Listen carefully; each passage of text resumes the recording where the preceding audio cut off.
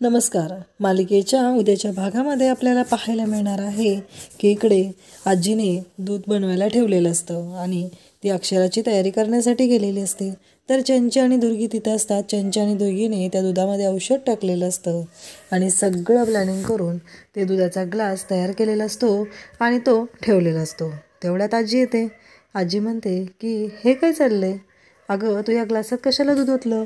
भुईला कळलं ना तुम्ही रोजच्या ग्लासात दूध दिले तर ती ओरडेल ना. अशा वेळी चांदीच्या ग्लासात दूध द्यायचं असतं. माहीत नाही का गं दुर्गे तुला? का काय उपयोगच नाही आहे तुझा? तेव्हा दुर्गी म्हणते की अगं आत्ते, राहू दे ना आता. का असं करतेस तू? राहू दे, नाही काय होत त्याला. आजी म्हणते सांगितलेलं कळत नाही का तुला? दुर्गी म्हणते नाही गं, माझे गुडघे दुखत आहेत, मला नाही जमणार ते. तेव्हा आजी म्हणते जमणार नाही म्हणजे? अगं तुझी ही लेक आहे नाही तर तिचा काय उपयोग आहे? तिला सांग की करायला, ती करेल ना. एवढं गचनचे उठ, तिघी वरच्या बॉक्सात ठेवलेत ना तिथं भांडे ठेवलेत तिघी, जरा त्यातला चांदीचा ग्लास काढ. चंचीला मात्र राग आलेला असतो. चंचीनं आणि दुर्गीनं एकतर इतकं मोठं औषध त्यात टाकलेलं असतं आणि काही करून अधिपती आणि अक्षराने ते दूध पिलं पाहिजे असं चंचीला वाटत असतं. म्हणून चंची आणि दुर्गी हे सगळं करण्यासाठी तयार नसतात. त्यानंतर आपल्याला पाहायला मिळतं की अधिपती अक्षरा यांचं मात्र रोमॅन्टिक असा सीन, म्हणजे हनीमून हा दणक्यात होण्यासाठी सगळी तयारी आजीने केलेली असते. दुधाचा ग्लासही तयार केलेला असतो आणि हे सगळं चालू असतं. तेव्हा मात्र आपल्याला पाहायला मिळतं की आजी खूपच खुश असतात. आजी म्हणत असतात फायनली या घराचं गोकुळ होणार आहे. अक्षरा आणि अधिपती एकत्र येणार आहेत. त्यांचा हा जो रोमांस आहे, हे जे त्यांचं चाललेलं आहे ते अगदी व्यवस्थितपणे पार पडलं पाहिजे, यासाठी आजींची तयारी असते. इकडे अक्षरा अधिपती यांनी मात्र त्यांना माहितीच नसतं. अधिपती रूममध्ये गेलेला असतो, त्याला फक्त या गोष्टी माहिती असतात. अक्षराला काही माहीत नसते आजींनी साडी काय नवीन नेसाय दिली आहे, नक्की काय घडलं आहे याबद्दल तिला काहीच माहिती नसतं. दागिने दिलेले असतात, हे सगळं चालू असतं. त्यानंतर आपल्याला पाहायला मिळतं की इकडे भुवनेश्वरी मात्र विचार करत असते. अधिपतीचे बाबा म्हणत असतात काहीही झालं तरी तुला मी उद्ध्वस्त करणार आहे. तू माझ्या घराला कीड म्हणून लागलेली आहेस. माझ्या मुलाच्या आयुष्यातून मी तुला काढून टाकू शकतो. त्यावेळेस भुवनेश्वरी म्हणते एक गोष्ट लक्षात ठेवा, काही झालं तरी तुम्ही मला या घरातून बाहेर काढण्यासाठी भरपूर प्लॅन कराल हो, पण अधिपतींच्या मनातून कसं काढणार तुम्ही मला? काढू शकत नाही अधिपतींच्या मनातून तुम्ही मला. तेव्हा चारुहास सर म्हणतात हे बघ, तुझ्याशी बोलण्यात मला अजिबात इंटरेस्ट नाही आहे, मला इथून जायचं आहे, मी चाललो आहे. तेव्हा भुवनेश्वरी म्हणते कसं आहे, तुमच्यावर माणसं पाळत ठेवली होती ती बंद केली असतील, पण तुमच्यावर नजर मात्र माझी अजूनही तेवढीच आहे. नजर काय मी बंद केलेली नाही आहे तुमच्यावरती ठेवलेली. चारुहास सर म्हणतात काय करू शकतेस तू? एक गोष्ट लक्षात ठेव, एकदा का अधिपतींच्या मनातून तू उतरलीस ना, तू संपलीस एवढंच लक्षात ठेव. पण ती वेळ येऊ देऊ नकोस. काही झालं तरी मला तू सुधारलीस असं वाटलं होतं म्हणून मी शांत होतो, पण अजूनही तुझं जे डोकं तिरकं चालतंय ना ते बंदच होत नाही आहे गं. त्यासाठी काहीतरी करावं तर लागणारच आहे. अधिपती आणि अक्षरा यांचा संसार सुखाचा सुरू होतोय, तर त्यांचा संसार सुखाचाच राहू दे, एवढं लक्षात असू दे. काही झालं तरी त्यांच्या मध्ये मध्ये येऊ नकोस. इकडे मात्र आजी दुधाचा ग्लास काढायला सांगितलेले असतात आणि चंची आणि दुर्गीची चांगलीच मजा होते. चंची ते सगळं वरचा बॉक्स घेऊन पडते आणि त्याचवेळी किचन ओट्यावर ठेवलेलं सगळं दूध सांडतं आणि त्यांचा प्लॅन फेल होतो. चंचीला दुर्गी ओरडू लागते अगं चंची, कळते का तुला काय केलंस तू हे?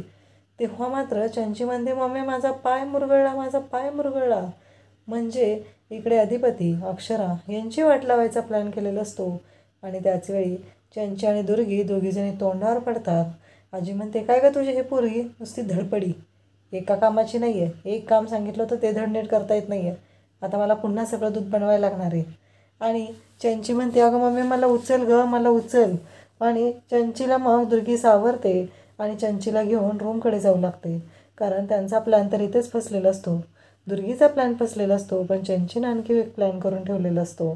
तो म्हणजे चंचीने एक जबरदस्त प्लॅन केलेला असतो, बेडचा पाय कापलेला असतो. इकडे मात्र अधिपती म्हणतो की काय झालं आहे, हा बेड मला तिरका का वाटतोय, असं काय होतं हे? आणि अधिपती पाहतो, म्हणतो अरे इथं ह्या पायाला प्रॉब्लेम झाला आहे का? आणि तो बेडचा पाय नीट करतो, त्याला एक स्क्रू लावतो, म्हणजे सगळीकडनं बेड एकसारखा होतो.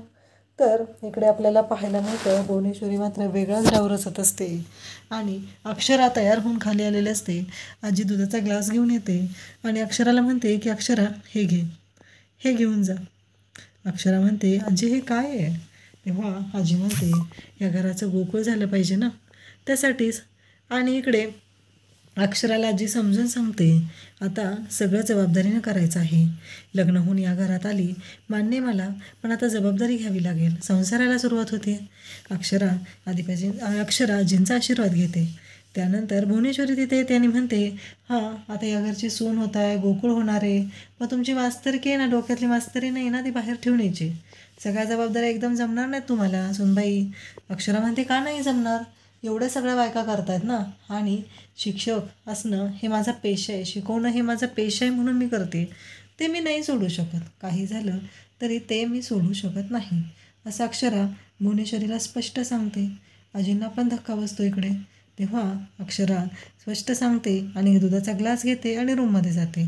अधिपती तर अक्षराला पाहून बघतच राहतो. त्याला कळतच नाही की हे सगळं काय चाललं आहे. तर अधिपती पण खुश झालेला असतो. अक्षराला पाहून त्याची विकेट पडलेली असते अक्षरशः. मग अधिपती अक्षरा एकमेकांच्या जवळ येतात. अधिपती गुलाबाचं फूल घेतो आणि अक्षराला गुडघ्यावर बसून प्रपोज करतो. अक्षराला म्हणतो की हे काय आहे? तेव्हा अक्षरा म्हणते पण हे सगळं कोणी केलं?